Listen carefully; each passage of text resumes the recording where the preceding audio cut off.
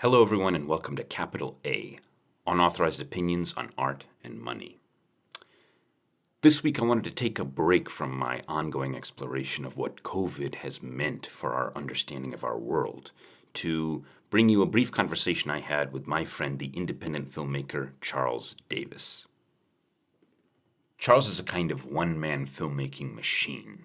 He writes, directs, shoots, and oftentimes acts in these wonderfully offbeat and strange sci-fi and horror movies. His movie Athos in particular I found to be seriously scary. I'll have links up to his work on Vimeo and Amazon Prime in the episode description so you can check it out yourself. It is not like anything I, for one, have watched before.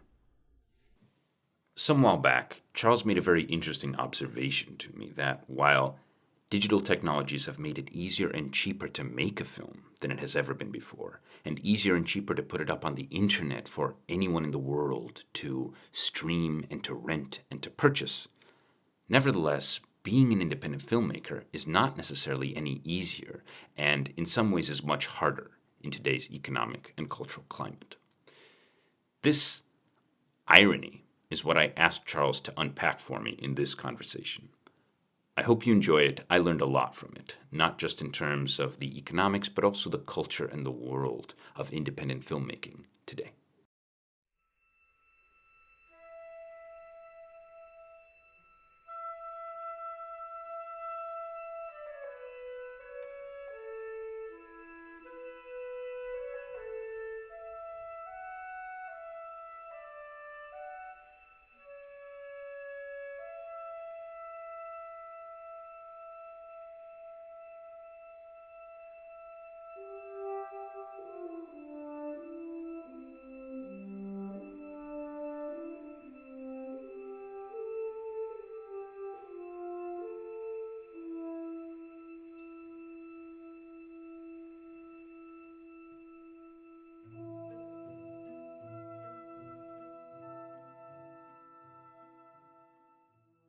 Charles Davis, welcome to Capital A.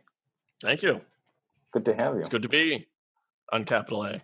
From our separate little COVID bunker holdout Yeah. cave things. Yeah, you probably have it worse than me, though, because you're actually in New York City proper. I'm in New Jersey, so it's bad, Well, not quite as bad. That's the one time in history anyone has ever said that. How dare you? Sorry, yeah, well, it wouldn't be. I'm pretty sure there's some Bruce Springsteen songs that have said that before. Maybe that's true. So, I guess the kind of motivating thought for asking you to talk to me today was something that you said a few months ago when we were having lunch about how, despite the fact that obviously making a film has become cheaper now than it has ever been in history, being an independent filmmaker has become no less difficult and perhaps in many ways more difficult. Yes. And I found that kind of really surprising. So I was wondering if you could put that down on record and share it with posterity. Yeah, absolutely. I mean, so first off, I can only tell from my perspective, but yeah, I mean, I think what I can comfortably say though is that it's a weird smashing together of economics and just the general culture, as well as saturation of just the space, right? How do you make money from a film is the first thing you have to ask, right? The ways you typically make money from a film is traditionally, say we're back in the 90s, the way it would be is that you give the film to a distributor, the distributor gives it to the theater, they split the ticket prices, you have some deal, the distributor gives you money at some point, right? And then it would be video rentals or TV deals or licensing to do TV deals. Now you have the internet too. So there's this other layer that's happened because the filmmaker or the distributor or whoever it is, production company, who's ever doing it would get paid per viewership, depending on the network. So for instance, like on Amazon, I think the current rate is like 2 to 4 cents for every hour streamed, something like that. Right. And then there's another option, which is advertiser based, which is ads playing the video, before the video, after the video, in the middle of the video, and then you get paid by whatever ad place is getting spent there. The issue that's happening is, one, because films are so cheap to make, when I say cheap to make, I'm talking, the most expensive film ever made is like $5,000. These are like feature films. people are making movies on iPhones, and major directors making movies on iPhones. If you think of like Tangerine and stuff like that, right? And then on top of that, even just the editing software has gotten really cheap. And the software is professional grade software. It's not like Adobe Premiere and After Effects is some like trashy program. This is Right. stuff they will edit like major Hollywood feature films on. It's industry standard stuff.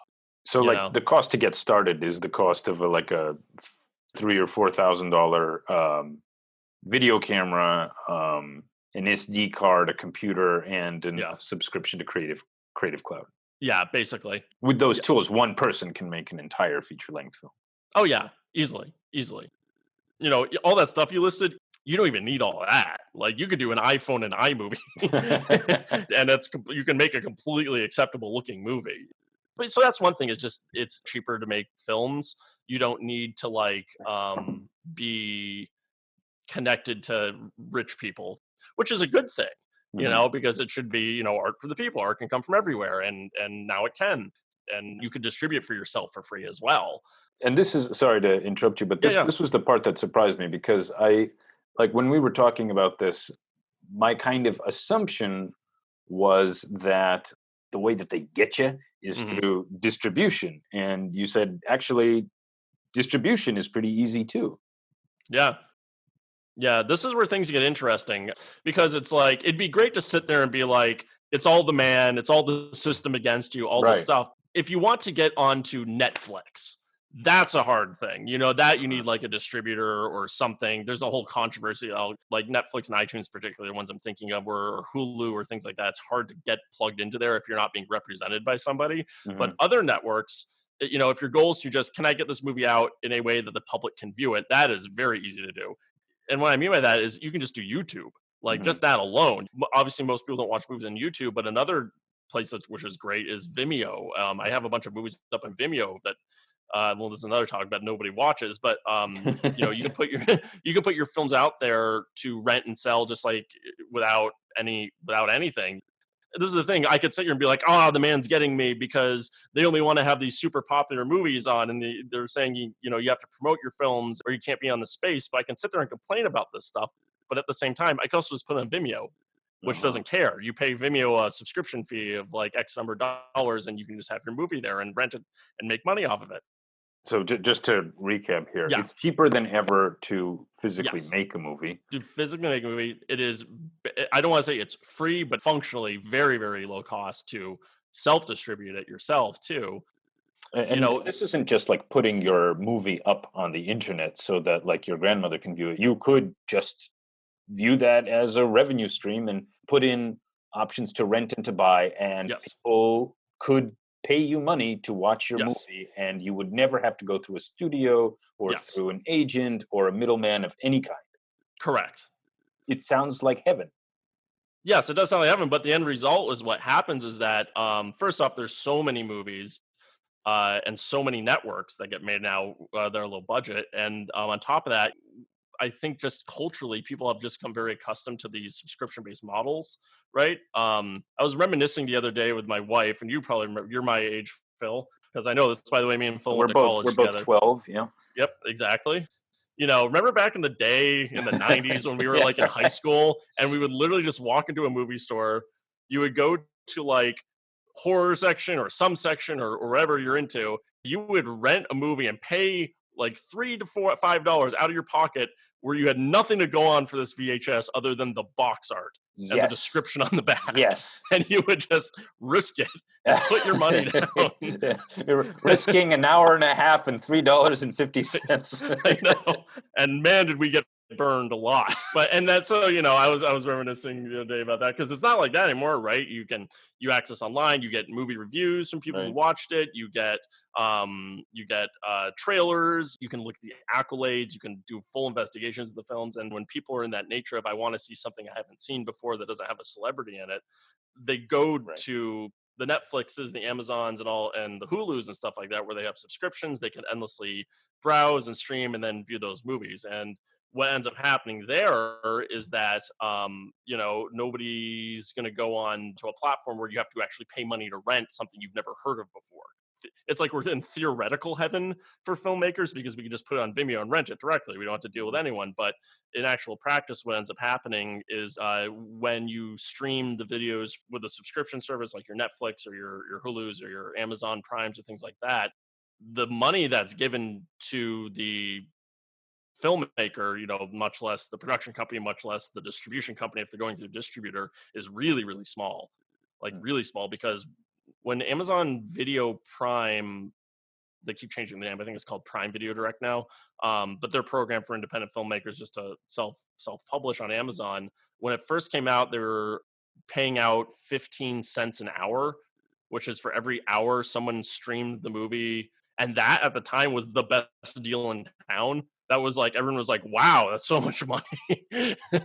And then that has since dropped, and now I think it's in between 2 to 4 cents now an hour, and then on top of that they're cutting, they're cutting movies left and right basically on top of that if they're not getting enough viewership, and they're kind of encouraging people, you have to promote your movie outside of Amazon, get people to the page and all stuff, which that normally means you have to be pumping money into some kind of media buying, usually not always, but as with anything with advertising and stuff like that, it's a lot of these networks you actually use to grow yourself on these days. A lot of it is pay to play. It used to be different when social media and stuff was younger, where you could kind of organically have pages that people would find and visit. Right. Nowadays, everything has to be boosted, or they'll intentionally just like block you from being seen by even your own fan bases. That's kind of where what the situation is, and it's like I said, it's a combination of just the economics, because there's so many movies out there. They're all low budget films. We're all, a bit desperate, so we'll take kind of any deal if it gets in front of people. But at the same time, we can't just blame the system entirely, because at the same time, it is also just the culture of people watching movies. And by the way, I'm completely guilty of this. I am one of those people who will not pay money for a movie I've never heard of if I don't, if I'm in the mood for watching something. So I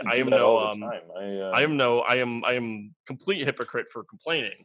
But okay, so where would you say that bottleneck is, or is it more than one bottleneck? Is it that like subscription services have created this culture where we expect to like pay a flat rate per month or per year or whatever it is, and then get infinite access? Is that the problem, or is the problem that you can put anything up on the internet you want, but to get it seen by people, you need to pay some advertising? Fee, or like actually go to a publicist the old-fashioned way and actually get it like picked up by a newspaper or whatever. Exactly. It's funny because like we have all this high-tech stuff.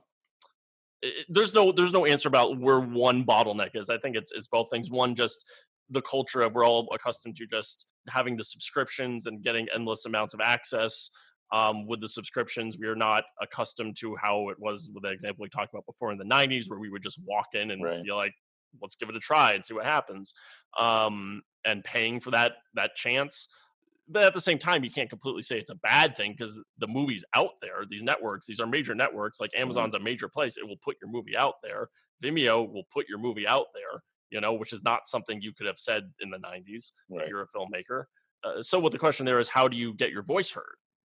And this is kind of where I think all art end up getting equalized, because I think it's the same problem with the painting, as we've talked about with the stuff you do, with people I know who are like other types of artists, musicians, all that stuff, is how do you get people to be aware of you, recognize you, get yourself out there. And that's getting really hard, because you used to be able to be like, I'm going to make a Facebook page, I'm going to have a Twitter account, I'll just post, I'll organically post in there, I'll put some hashtags on, and there'll be some audience. I'm not talking about some major audience, but you'll get like something. Now it's just like you won't get anything, like unless you're dumping money into it. And when you're a person who's making these $5,000 wonders, they don't have like $500 to boost the page for a week.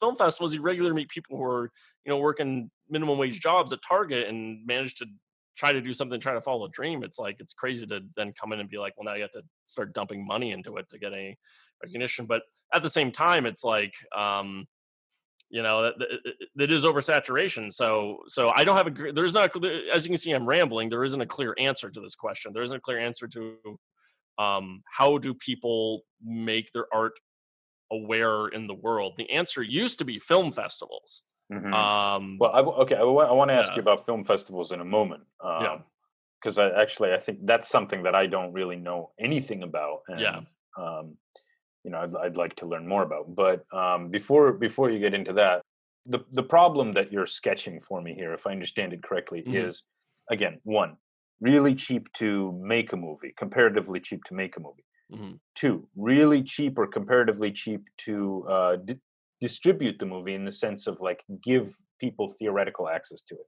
Yep. But three, really friggin' impossible to, unless you're paying for a lot of money for it, to get people to want to actually go to your website or go to Vimeo, your account on Vimeo, click on it, pay $3 for it, and watch it. Yep. So that's the problem, as I understand it. And Yep. two perhaps competing hypotheses here. One, um, given that it is much cheaper to make a movie now, is the problem that there are simply, like you said, you used this word saturation a couple of times. Is the problem that there's simply so many people making movies nowadays?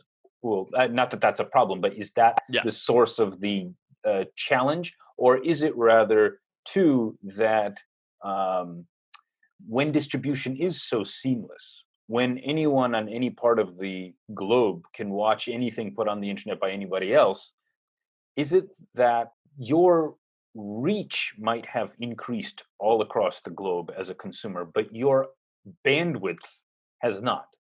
Although you Hmm. can look at stuff made in whatever Jakarta, Hmm. Australia, wherever your little heart desires, you still have only so many hours in a day, and so Hmm. your appetite or your demand for culture or film or whatever it is hasn't increased at all in the time that your ability to access all that stuff has increased. So the Hmm. bottleneck is really just a single person's attention span.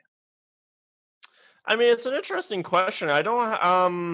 I mean, I'm sure it might be a mix of it. I guess, in my opinion, it would lean towards um, the fact that we have so much material out there, and that to organically, what we would say, non-paid wise, develop systems, algorithms, search engines, results, things like that, that will service these movies in an effective manner.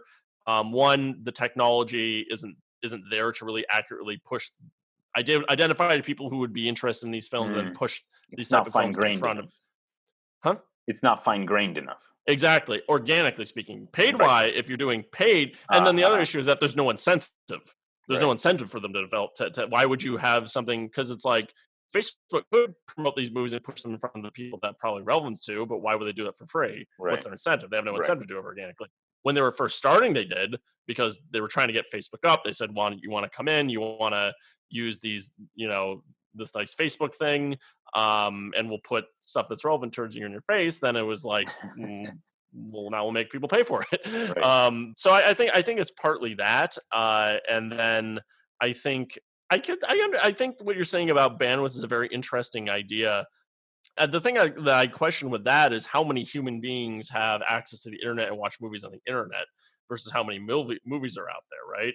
Because Mm, yes, one person's attention span isn't going to be able to watch everything in the world, but if you kind of spread that out right. over, you know, Right. Okay. 3 billion people, like, So I that's feel, right. Okay. So yeah, here's my immediate response to that is okay. yeah, Yes, absolutely the case. But like, okay, so say for example that in pre-internet times, mm, maybe movies are a bad example because they've always been distributed more widely than say your local like folk band was yeah, able to. But like let's use folk bands as an example, okay? Just because it's clear.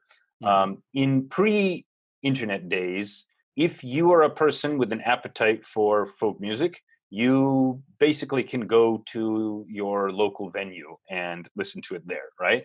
You could mhm, potentially drive an hour to the next city over and listen to folk music in that venue, and maybe you would want to do that once in a while, and maybe like once a year or whatever. If there's like some big festival in a big metropolis, you could go there. But mhm, basically, you're in pre-internet days. You are, I mean, of course, there's radio, etc. But mhm, there the your reach had limitations that were in some ways commensurate with your demand. And so what does that mean? That means that Mm, there's like, I don't know, X amount of people in this city who like folk music, and they're able to sustain one or two folk bands in that city. And in the next yeah. city over, there's Y amount of people, and they're able to sustain another one or two folk bands or whatever, right? Yeah. What happens when the internet gives people of both cities equal access to content Mm. created in both? So Or it's yeah. then theoretically speaking, the same amount of demand per person can be met by only one band, Mm. right? Because all those people's bandwidths and demand for folk music hasn't increased, but now they're not limited by the need Mhm. to travel. So you could theoretically have one folk band servicing the entire folk music listening population of the planet. You could have one, two, or just a handful of cultural producers cornering the entire market just because Mhm. distribution is seamless. Yeah. No, you absolutely could. What I see more happening with the film in that space is, yes, this is the things you're saying. You're absolutely right. You get these like we call them influencers, right, on Right. social media. It's a very good point. What I also see happening is movie type and the way movies are made, and the way the movies that are getting promoted have also kind of homogenized a bit. Say I work at, I do a lot of horror movies, right? Hmm. How many zombie movies are there? No. Like just and they're never ending, They just keep and coming, rather they like just the get, I know, zombies. like zombies, right? It's like a zombie apocalypse of zombie movies. And you'd think, a film festival would go, well, we've seen enough zombie movies at this point. But they don't. And that's the thing, is that a lot of the times, the films that do get kind of picked up or promoted or passed around, they're called marketable, quote unquote marketable. And I think what I've come to learn in the film industry is just that they are like other films that other people have liked, which is how it's always been, of course. But there was, at least I felt like, before the internet, some kind of appreciation for people who were making things that weren't necessarily just, you know, another zombie movie, another movie Mhm. that was like Night of the Living Dead, another movie that was like this or Right. that, or like this director, or like that director. Um, and I feel like when you look at the films that are made and distributed and picked up and passed around, you do see a lot of films that are basically very, very similar to each other, even shot very similar to each other. Like even things like sound design have become very homogenous, in my opinion. And I think it maybe has something to do with what you're saying, where everyone sort of just kind of gravitates to the same types of things over and over again, and repetition, but it's like across the globe. And then everyone Uh-huh. starts kind of repeating that as well, because it's like what the influencers are doing, right? Mm. Do you think that that habit was different before the internet or in the early days of the I internet? think, yeah, I think it was. I mean, art that is like other art has always been a thing, Mhm. right? But when I think about, I feel like you even saw it a little bit in like major motion pictures. Like the thing that just popped in my mind was the movie RoboCop. Everything about that movie was just so weird and different. For me, I think the frustration, obviously you can sense I'm a little frustrated, is that I would expect the kind of let's promote and just do things the same way that has been successful before would be something you would see out of major studios, right? Which we Right. do. I get frustrated because I see it happening a lot in the indie space, where a lot of people are, including film festivals, are mostly just looking for a lot of films that are sort of the same. But You what know, again, what do you attribute that to? I think it's a few things. I think it's also economic as well, because the other thing that's happening with the oversaturation. So we talk about film festivals, right? Film festivals used to be a really great way to get your film seen and noticed. Go back to the 70s and 80s, like Werner Herzog and guys like that kind of became household names because of the films, the film festival circuits, right? They would make the Mhm. films, they would get over the film festivals, they would get basically free press at these film festivals because there would be press people there. Nowadays, there's thousands and thousands of film festivals now. There used to be hundreds. Now Right. there's thousands. Every city, everywhere, every corner, there's somebody putting on a film festival. And my initial reaction was like, that's great. Right. Diversity of film festivals Right. get you weird movies out. I'm biased because I make weird movies. So like, let's get Right. weird movies out there. Let's get interesting movies out there. But Right. what But I know happens is what you're that, saying. Theoretically, the more festivals there are out there, the more room there is for something but that's that, not what happened, right. because they're all in competition with each other. And then what happens is that they're all struggling to have people pay attention to them as an organization, as a film festival, right? And and so they just are accepting all the zombie movies. Right? I feel like using the word zombie movie is a great analogy for the situation. But you go and you watch these the films, and you often see just like very similar films. Endless horror film festivals show endless amounts of just kind of forgettable zombie movies. Or I'm being critical of zombie movies right now. I shouldn't do that. I love zombie movies. Oh, me too. I do too, actually. I'm a zombie movie watching zombies. What I But well, because what ends up happening is that they need to get films that they know people will show up to see, or will get buzz or something for themselves. A lot of times, the organizations, I think they'll look at things. They'll be like, we know there's tons of blogs out there that are just about zombies. If we accept more zombie movies, we'll get our stuff written up more in the blogs, and then it's like everyone's looking for that publicity, right? That PR, and that's sort of what's about.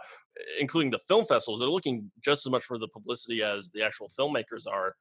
There's like 10 major film festivals, right? So you'll have like Sundance and like Tribeca and Berlinale and stuff, Cannes and Toronto and stuff like that. And a lot of these film festivals, even if your film gets into them, most of the time that doesn't lead you anywhere. And it used to.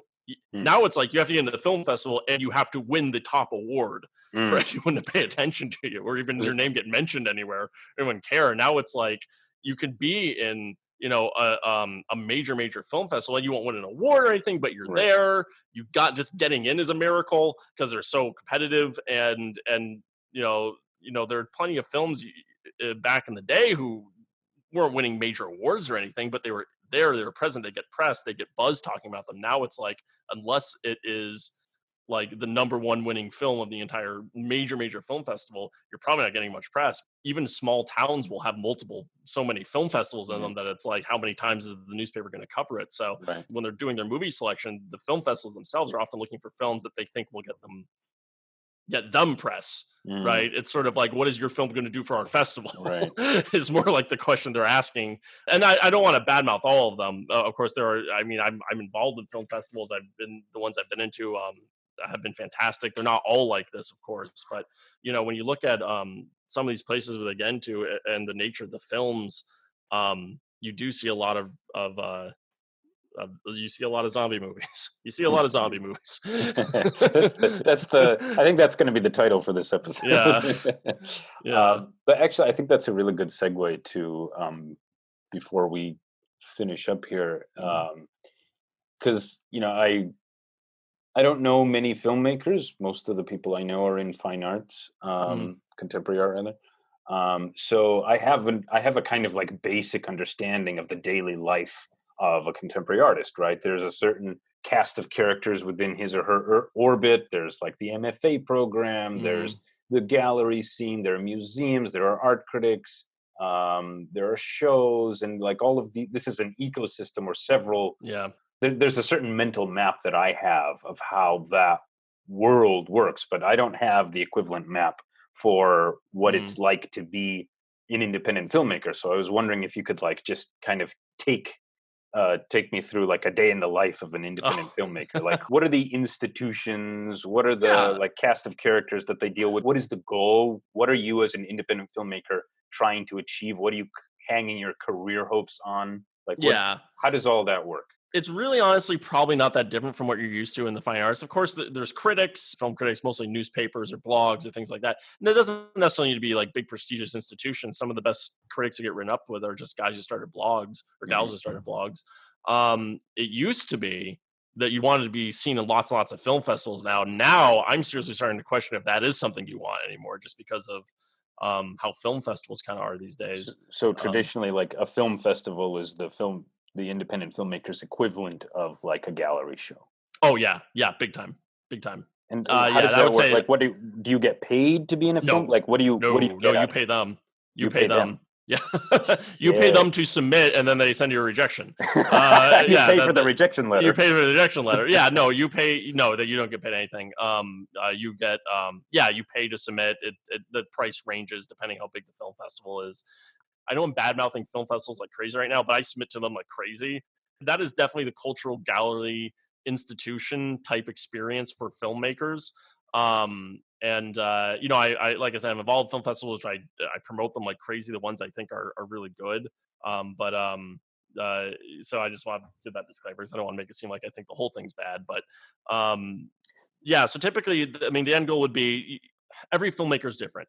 Traditionally, what happens, you'd make the movie. The main thing you would do is try to get it into a film festival or multiple film festivals that would give you some kind of prominent exposure. Say you get into the film festivals or it gets accepted and you go.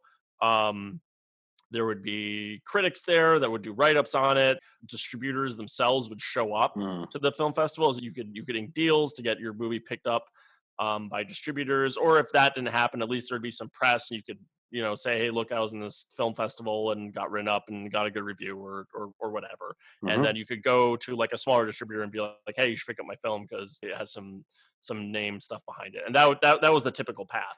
Now the path, it's completely different because now as an independent filmmaker, it's, I think we all still do submit to film festivals for two reasons. One, it is that cultural institution, as you were saying, of like a gallery.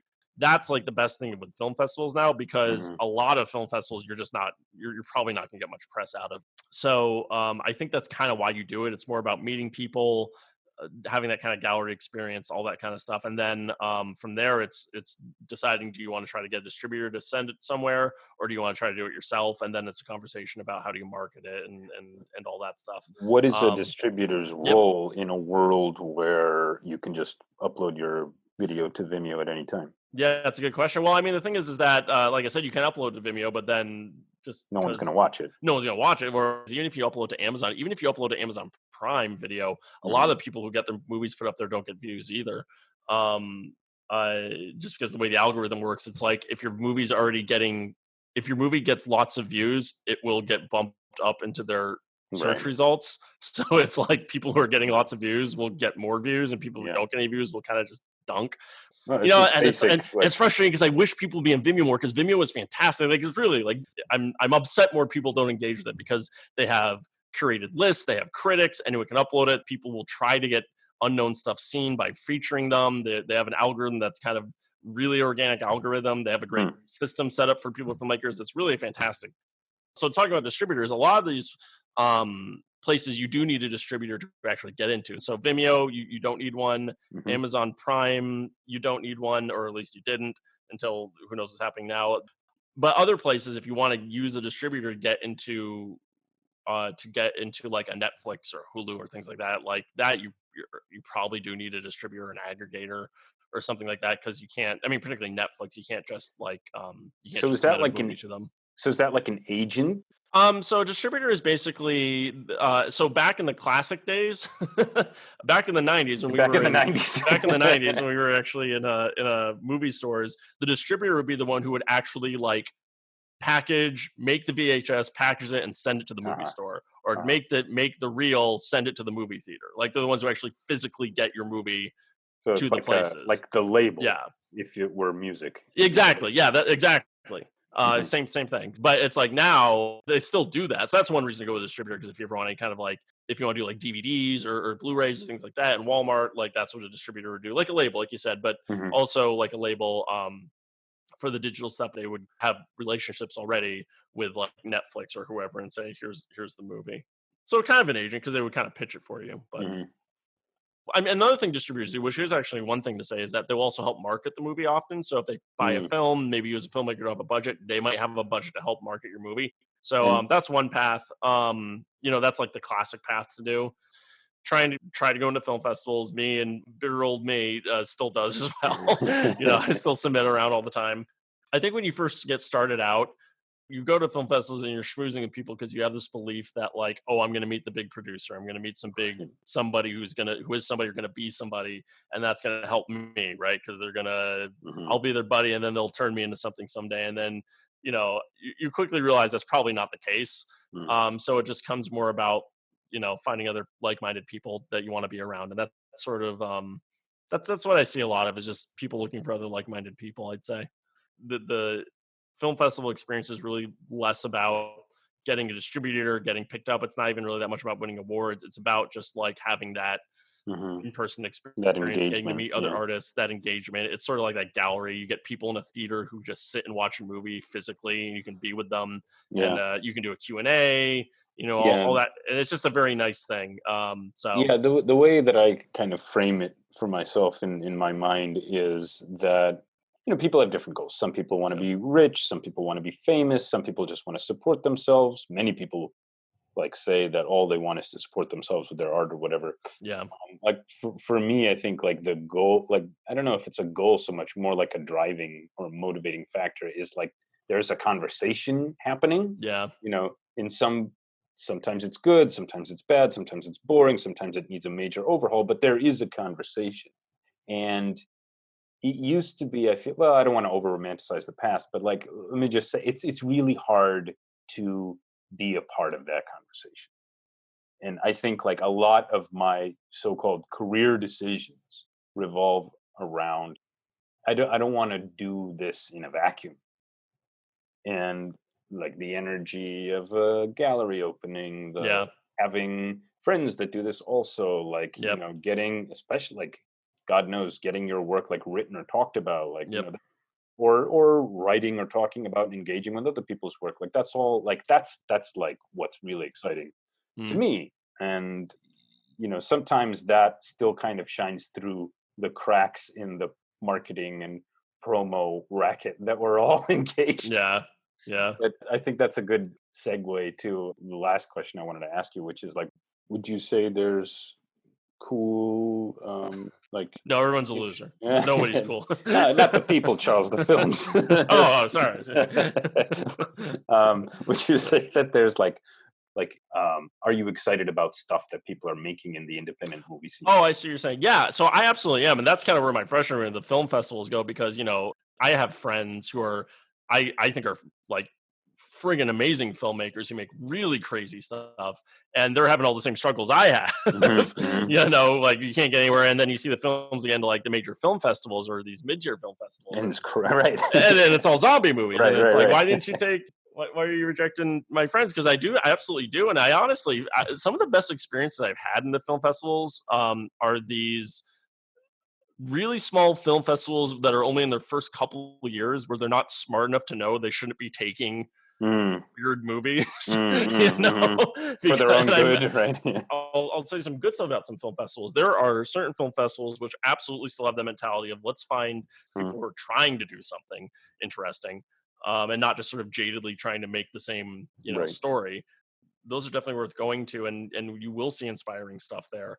I think the key is like, how do you identify what those places are, Hmm. and what they look like, and it's just there's so many niches, there's so many different ways of going about it. It's sort of finding that. Cool.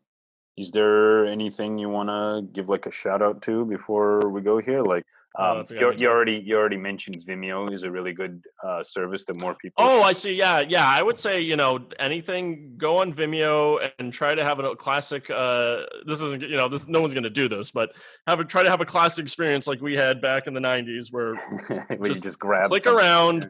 look around at the films, and decide to rent a movie that you haven't seen and you know nothing about, solely based on the screenshot and the description, and see what happens to you. And if you don't want to do it on Vimeo, you can do it on Amazon Video too. Just I think you know, that's really good advice. you know. Are there some film festivals that you want to? Oh yeah, definitely. So Chain Film Festival I've been involved with for years, and they're a fantastic film festival that happens in August. I think is happening this year. The Newark Film Festival here in Newark is one I've been involved with for years. They have a really wide, interesting selection as well of unique films. And New Filmmakers, New York, which they hold at Anthology Film Archives. That's a great one too. I actually had a film this last summer that showed there. They had a really interesting selection of films there too. Cool. So yeah, I mean, guess those would probably they're all around the New York City area. If you're not in New York City, obviously that's not going to help you much. But Mm, those are the three that come to the top of my head at least. cool. And any filmmakers? I'm kind of asking you to promote your Oh competition yeah, here.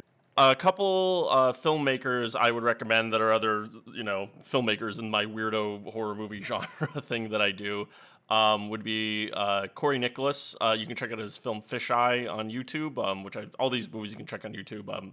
Corey Nicholas, Fisheye, Bob Rose, Time Crowave, and Kate Lavin, The Eye and the Clock. Those are three filmmakers and some short films they've made that you can go check out. They're all on YouTube for free. All right.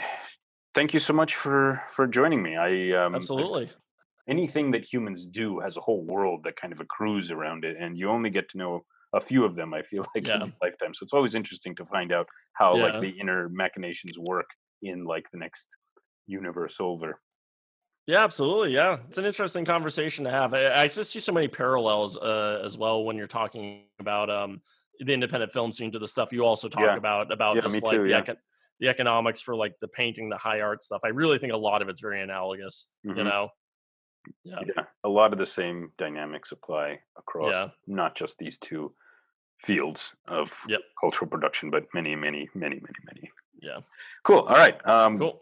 Go out this weekend, or don't go out this weekend because we're still in COVID, but Yeah, exactly. Don't go out. stay in this weekend and Stay in, watch go on something Vimeo. that's not a zombie movie. That's Yeah. the message of the podcast. Yeah, and by the way, I love zombie movies. I mean, Yeah, I me made too. zombie I was movies. just- My film Eddie Glum is basically a zombie movie. So I'm like, Right.